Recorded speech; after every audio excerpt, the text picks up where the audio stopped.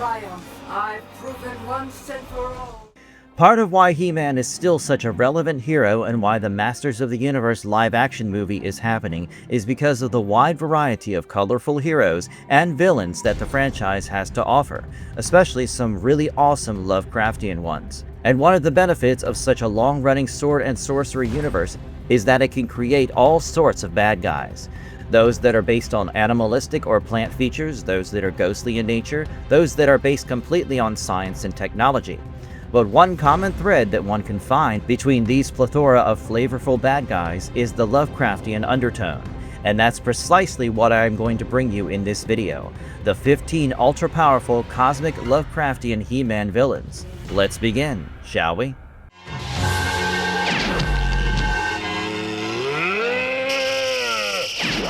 Number 1. Shagora. In all honesty, Skeletor made a very bad call with Shagora, and as you could probably expect, he immediately regretted it. So Skeletor summoned this demon from another dimension to help beat He-Man and take Eternia. But the thing with extra-dimensional demons is that they are hard to control. Their forces you do not fully understand. Naturally, the problem became evident, and Skeletor soon realized that he didn't come to serve, as Shagora had plans of his own. Unlike most of the He-Man villains, Shagora was far from a loud or theatrical guy. He was like this invading force from a reality that should never have come in contact with Eternia in the first place.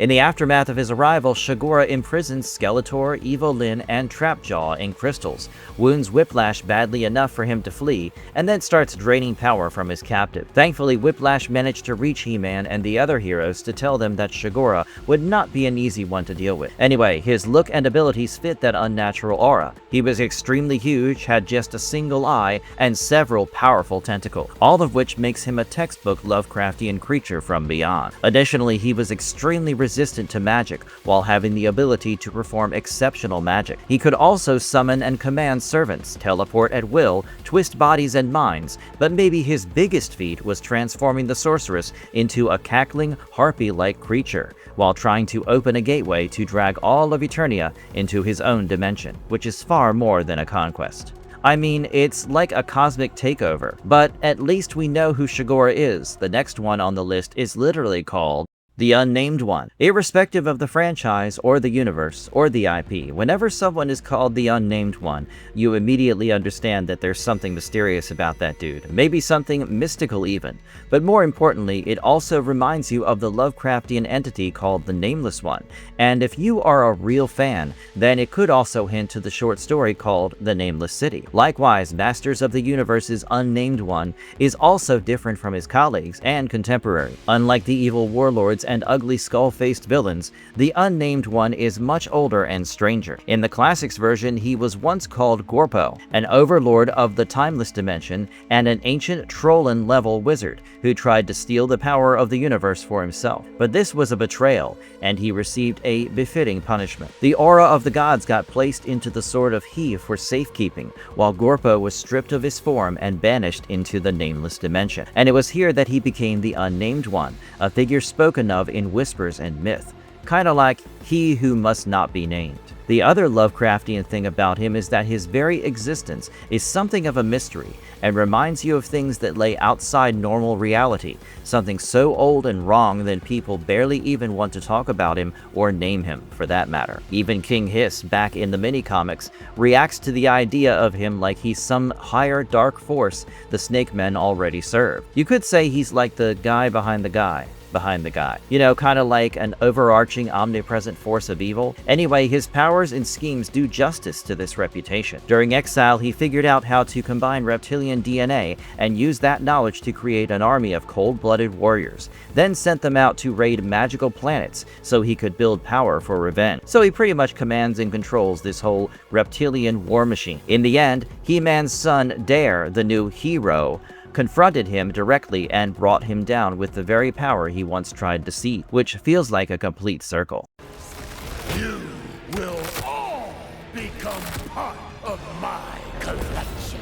Scareglow. If you think about it, Scareglow's terror resides in just how old he is, and it's almost like he's older than the conflict of Eternia itself, like a thing that was waiting in the dark long before the heroes and villains came to the scene. In the Masters of the Universe Revelation continuity, he rules Subternia, a realm the Eternians refer to as Hell, and his backstory connects him to the mythology of Eternia in a major way. You see, 500 years before He-Man's era, King Grayskull made a mysterious deal with Scareglow in order to obtain a special ore. That ore later became one half of the Sword of Power. So yeah, this guy clearly is not some random spooky skeletal villain. He is baked right into the larger history of the mythos. Now, the Lovecraftian angle with Scareglow comes from how he deals in fear, bargains, and forces that are certainly beyond normal understanding. He is the ruler of a death realm, he waits behind hidden gates, and he does not only attack the body, he attacks whatever your deepest feared, like he uses them against you.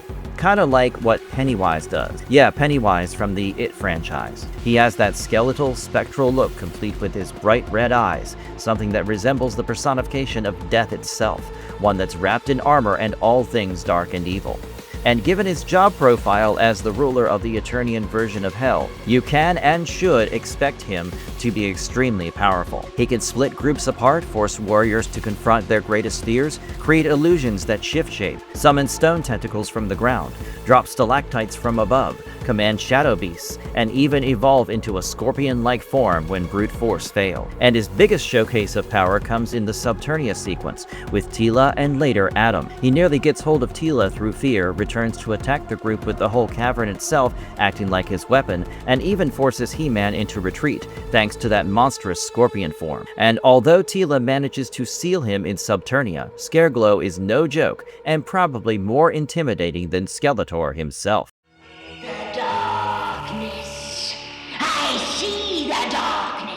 Shakoti. Now, Shakoti is definitely one of the most Lovecraftian villains in Masters of the Universe, like she's this ancient demon sorceress who had been sealed for centuries, and not only does she control undead armies, but is also adept at using dark magic. In fact, she kinda feels like the kind of cosmic entity you'd get if a cult summons something super evil, the kind of Eternian villain who feels ancient in the worst possible way. She comes from the dark side of Eternia and was so dangerous that the only answer, long before He-Man's time, was to seal her inside a pyramid beneath the desert. And because she had to be buried, you can technically say that she wasn't quite defeated. Later, her servant Mask raised that pyramid from the sands, which let her free. And her Lovecraftian traits come from this very fact, as in she is like an old buried horror with history of forbidden places and rituals. This evil woman has pale blue skin, lifeless black eyes, jet black hair, a horned bronze headdress with a crescent moon, bronze gauntlets, a red cape, and that black and blue outfit with the skull buckle. If you ever wondered what a death cult priestess would look like, Shakoti is your answer. As for her powers, she uses illusion, deception, and fear instead of brute force. In the cartoon, she once caught Malaktha's apprentice Stanlin in the pyramid and used him as bait to lure He-Man, Battlecat, and Ram-Man into her trap. Then she subdued them with illusions and prepared to sacrifice them to the sleeping beast. So yeah, she's not someone you take lightly. Rejoice, Etheria, for Prime has come. Horde Prime. Now, Horde Prime is Masters of the Universe's answer to a universe-level Thanos-like conqueror. Horde Prime has existed across several installments of the comics and the TV shows through multiple clones or body. But anyway, let's dive deeper. He's not your regular big bad villain with an armada. There's so much more to him thanks to his mind control abilities and whatnot. This guy is the Emperor of the Galactic Horde, Hordak's genetic progenitor, and the being who spent centuries conquering most of the universe with a clone army built in his own image. He does not want subjects, allies, or even followers. He wants copies of himself, or reflections, but more importantly, he wants a universe where nothing exists outside his will. And that's probably the most Lovecraftian thing about him. Horde Prime's rule goes beyond conquest because he believes in invading his subjects' very identities. If you think about it, even Cthulhu can mind control. Likewise, Horde Prime extends himself through other bodies, wipes minds, erases individuality, and turns people into vessels for his ego. That makes him a mix of tyrant as well as a cosmic psychological infection, albeit with a god complex. He's had various physical forms throughout the history of the Masters of the Universe franchise, so I won't get into that right now. Anyway, his powers are not only military, he can project himself through others, brainwash people, use prehensile tendrils as tools, display holograms with his clawed fingers, and command an empire built on total psychic obedience. In the She-Ra series, he shows his true might after receiving that one crucial distress signal from Hordak. Next thing we know, the dude is totally invading Etheria. He then taunts Adora, aka She-Ra, threatens her with the hopelessness of failure, and is fully prepared to destroy the entire planet, simply to erase the second-hand embarrassment he faced, thanks to Hordak's defeat. So yeah, he's not just a crazy conqueror chasing victory, but he's also a narcissistic little bitch.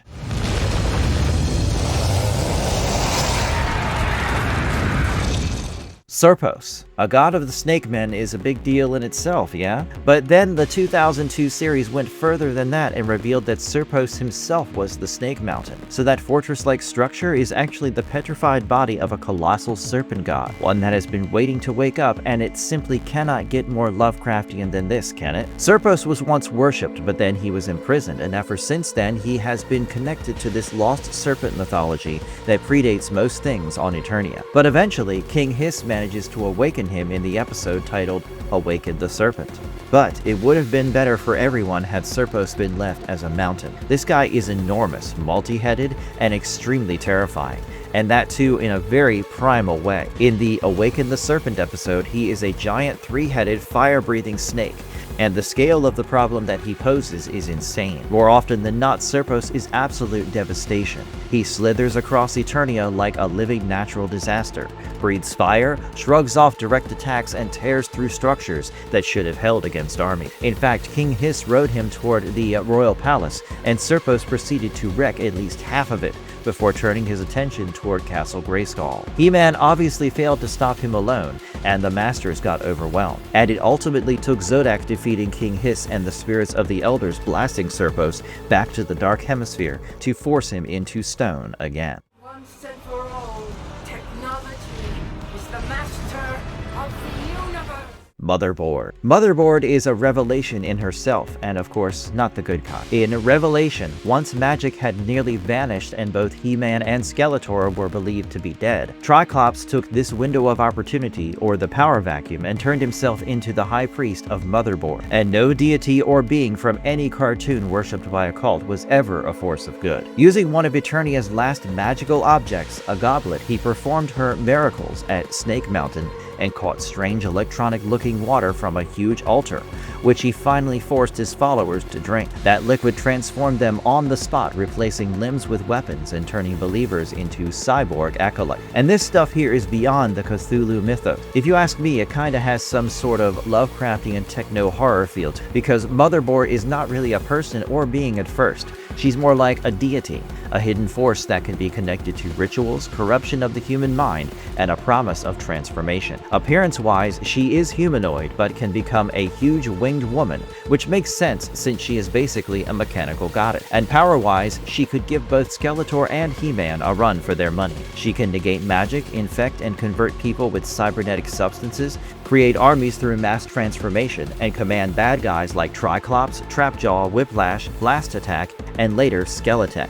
At one point, Skeletor storms back into Snake Mountain, furious and ready to smash what he thinks is a useless statue. Motherboard casually cancels out his blasts, transforms before him, and then has the cultists restrain him while she injects him with the same techno-organic substance that was used on her followers. So if you ever wondered what possession by a machine god would be like, there you go. Daymar. Daymar is one of the most curious Masters of the Universe villains, and if you did not know better, he is sure to trick you, because in the beginning, he doesn't even look like a monster. We get to know about him first through Orko, who reads about him in a spellbook, and because Orko is Orko, he summons him as a playmate. As I said, at first Daymar doesn't even look like a monster, at least not in the beginning, so even Orko did not suspect as much. Daymar looked like a young and carefree creature, which is exactly why what happens later becomes all the more disturbing. Anyway, Dayar came to Eternia through a dimensional breach, not a dungeon or a cursed cave or whatever. The moment Orko summons him, that breach opens and strange things start happening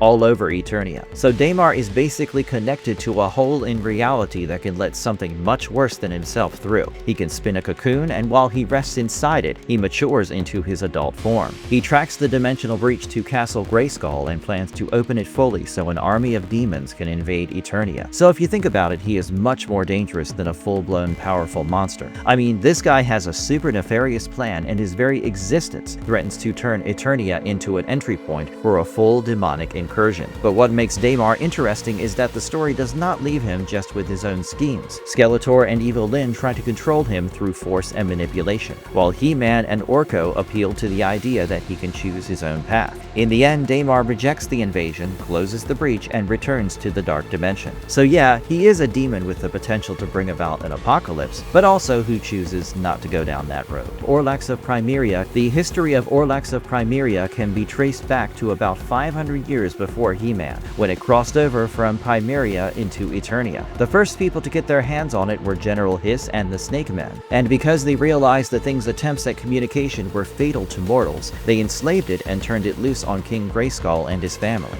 Yeah, so Orlax's psychic connection was so strong that mortals would go into a permanent nightmarish coma almost immediately. Now, the Orlax was not evil per se, but it was dangerous because its existence itself was too much for a normal mind to process. As for the whole Lovecraftian thing about the Orlax, it exists in 2 dimensions at once, literally. So when it touches someone, it does not poison them in the usual way. It creates a psychic connection so intense that the victim's brain more or less breaks under the pressure. Young Dayar Littlegrey falls into an immediate coma because of that, and centuries later King Randor suffers the same fate. That is horrifying because the creature may not even be trying to attack. It may be trying to speak, but it looks pretty monstrous to the human eye. I mean, it is a one-eyed multi-tentacled creature. Power-wise, it is absurd. Weapons do nothing because it occupies 2 dimensions at once, and according to Skelegod, it cannot be killed. The only way King Grayskull could wound it was by creating the Sword of Power, which could strike across both dimensions and sever its limb. As for the stories, first it helps force the creation of the Sword of Power itself, which is no small thing. Then later in Revelation, it appears in Eternos, puts Randor into a deep sleep, regenerates from a severed tentacle back into a full creature at Castle Grayskull, survives imprisonment, and eventually helps Duncan escape through its conductive slime. Sleeping Beast. Now the Sleeping Beast is a very creepy villain, to be honest, but since it hasn't been featured much in the cartoons and the comics, there's not a lot that we know about it. What we do know is that it dwells in a pool deep inside the House of Darkness and serves Shakoti. And you remember Shakoti, right? We discussed her a little while ago, and most creatures that serve Shakoti have that whole old and forbidden thing in the depths thing going on about them. And yeah, that's also the reason why the Sleeping Beast appears in this list as a Lovecraftian He-Man villain. According to Shakoti, the beast could envelop all of Eternia in living darkness. In House of Shakoti Part 2, she planned to sacrifice He-Man, Ram-Man, and Battlecat to the Sleeping Beast. When it woke, it easily chewed through a stone altar Ram-Man hurled at it. It took He-Man forcing a giant statue of Shakoti into the pool to finally put it down. Evil Seed. Evil Seed is basically an evil plant monster. Now, that does not exactly sound like the darkest thing in the franchise, yeah? I mean, just how dangerous could a plant be? But then you look at what he does and you start taking him more seriously. In the 2002 series, Evil Seed first appears imprisoned in the root cellar, so we know that he was dangerous enough to be locked away in the first place. Then Orko stumbles into the room at the worst possible time. Evil Seed tricks him into believing he is Moss Man and hands him seeds that later grow into vines, strong enough to capture basically everyone at the royal palace, including the Masters, King Randor, and Queen Marlena. That allows Evil Seed to escape and begin his revenge on Eternians for what he sees as their abuse of plant life. He controls seeds, vines, monstrous plant growth, and even large plant-based threats. He can trap entire groups, overwhelm strong warriors, and spread his influence faster than you can control it. And of course, no amount of weedicides works on him. In one of the arcs, Orko accidentally tips him off about the power inside Castle Grayskull, which sends Evil Seed there with He-Man and Mossman racing after him. Later, Skeletor frees him for the Council of Evil, and Evil Seed uses a dangerous underwater plant to capture Ram-Man and Man-E Faces, then ambushes He-Man and Battlecat with strangling vines. In the original He-Man cartoon, cartoon, he gives farmers seeds. Those seeds turn into vines, which leads to the destruction of the Dam of the Ancients. The fertile plains flood, and eventually even Skeletor has to work with He-Man to stop him. If you think about it, this version of Evil Seed was so powerful that two of Eternia's most powerful people, one good and one bad, had to band together to defeat him. Webstor. Webstor started under the working title Black Widow, and it's no secret what any character named Black Widow does in the world of fiction. But we also get to learn what kind of a monster the creators wanted Webstor to become. In the Filmation series, he serves as a clever thief instead of a bad guy with just bronze and no brain. He sneaks into the royal palace with ridiculous ease, trades dry little remarks with Skeletor, and comes off smarter and more dependable than a lot of the usual evil warrior. After that, he often worked with Cobra Khan, sometimes under Skeletor, so he was like a partner in crime kind of villain. In the 2002 series though, he became more evil and became more like a freelance predator from the dark spaces under Eternia. What makes him truly Lovecraftian is his whole personality, and how he just feels like this. Ancient horror brought to life. He wakes in the caverns beneath Snake Mountain, and initially he's nothing but a cluster of eyes in the dark, but the series never even explains how Skeletor found him, so there's a bit of mystery there. Power-wise, Webstor is all about stealth, webbing, infiltration, and patience. He traps Stratos in the web he spun inside the Eye of Zarkane, steals the Sword of Power from Prince Adam before Adam can become He-Man,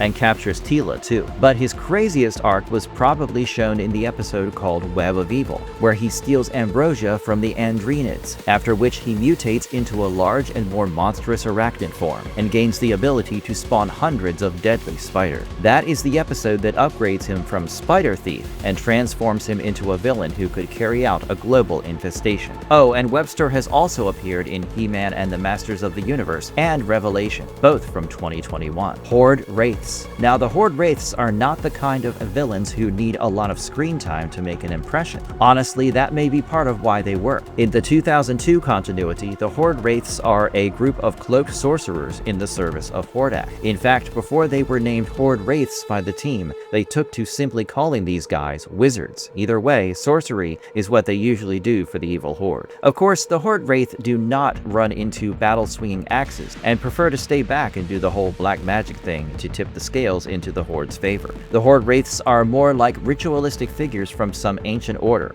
like they are servant priests to someone like Cthulhu or any of Lovecraft's Ancient One. They wear those obscuring cloaks. We do not even know which species they belong to, and their biggest power is not flashy combat, but dimensional violation. They conjure portals and help open the gateway to Despondos. During the Great Wars, after the Horde defeats the Snake Men, Hordak's forces lay siege to Castle Grayskull. Leech, Grizzlor, Mantenna, and the Horde troopers handle the assault side of things, while the Wraiths make the real nightmare possible by helping open the way to Despondos. But hey, King Grayskull turns that back on them by trapping the entire Horde in Despondos instead. Bakul. Bakul lives in the Crystal Sea and can only be summoned once every 20 years, and even then he answers to the only person with the Crimson Pearl, who by the way has to offer him a sacrifice first. Anyway, in the episode titled Teela's Quest, Merman tries to do just that. He chains Teela to a rock and plans to offer her to Bakul, all while believing that once the creature devours her, the mightiest of sea demons will obey him. Real ambitious plan there. Merman does manage to raise Bakul, but that is as far as it goes.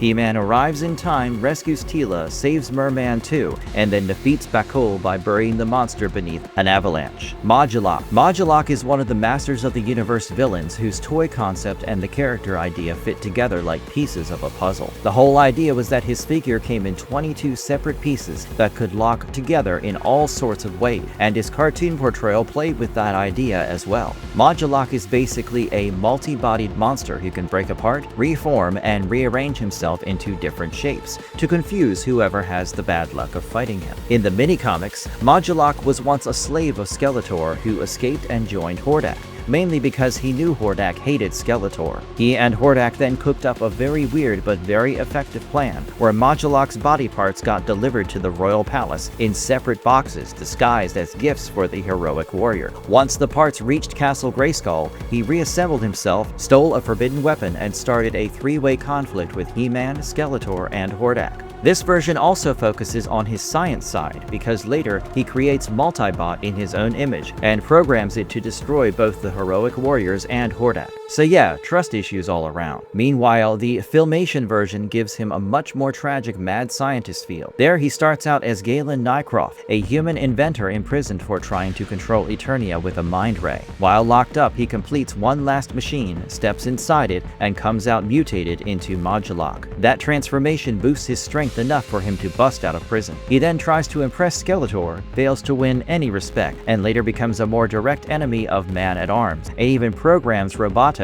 and tries to steal Man-at-Arms' scientific knowledge through brain transfer. So yeah, that's pretty much all 15 of the most Lovecraftian He-Man villain. If you liked the video, please consider hitting the like and subscribe buttons. Those 2 small clicks from you will help us tremendously in bringing you more of those videos. Stay safe and have a good one.